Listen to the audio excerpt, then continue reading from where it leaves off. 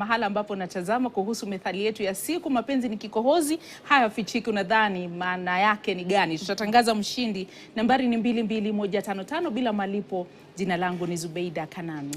Mimi ni Mary Atuoli na mtangazaji wa ishara ni Damian Evans.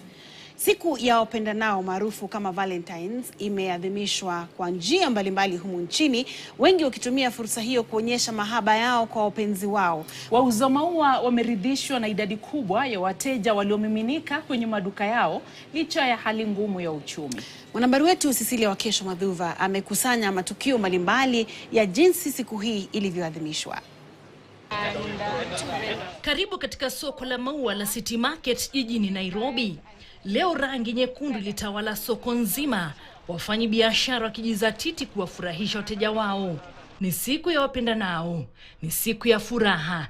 Wateja walikuwa na kila sababu ya kuwatunuku wanaowaenzi. Of course, I have someone I love very much. That's why I'm here to at least nichukue flower moja pia.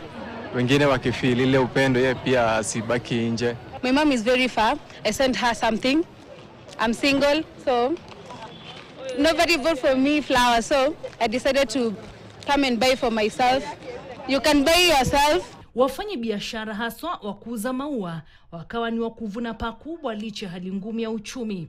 Wanasema idadi kubwa ya wateja wao ni wanaume, japo idadi hii imepungua mwaka huu ikilinganishwa na mwaka jana. Men know how to show love. Hata kama mnasema Wakenya hawajui kuonyesha mapenzi, they have been here. Tumewasafu.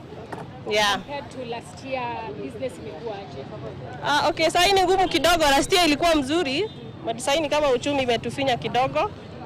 But we will thank God.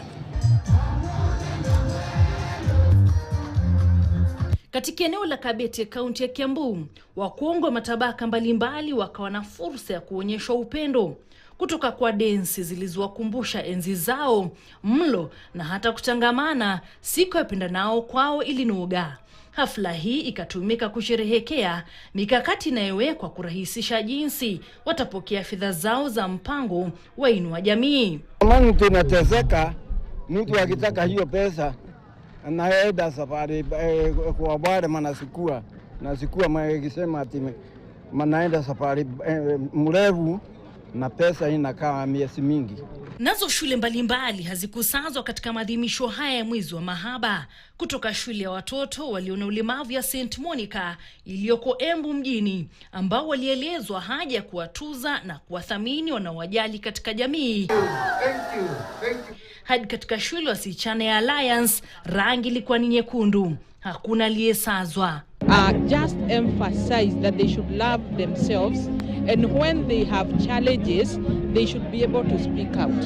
They should look out for somebody who they can share with a problem. Kauli mbiu ikisalia kwa upendo, upendo na upendo kwenye siku hii moja kila mwaka. Kila mmoja alitumia maadhimisho ya leo kumkumbuka Valentine wake, alimradi kuridhisha roho. Cecilia Wakesho Madhuva, KTN News. Na tunawatakia siku njema, na mapenzi yasiwe ni ya kuonyesha tu siku moja kwa mwaka.